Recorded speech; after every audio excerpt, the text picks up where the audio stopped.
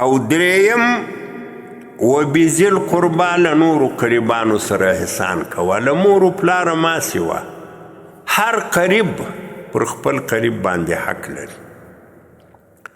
ورور پر ورور باندې حق لري، ورور پر خور باندې حق لري، خور پر ورور باندې حق لري، کاکا پر وراره باندې حق لري، وراره پر اکا باندې حق لري، ماما پر خوریه حق لري، خوریه پر ماما حق لري.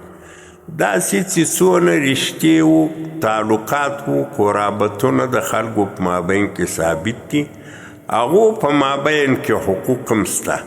وبذي القربا یعنې له قریبانو سره احسان کوه، نیکي کوه. که دې د لاس کومک ورسېدی، که دې د ژبې کومک ورسېدی، که دې د مال کومک ورسېدی، که دې څونه د دوی د احتیاج په دفع کې تا کوشش کولی سئ، دغو نه کوشش کوه.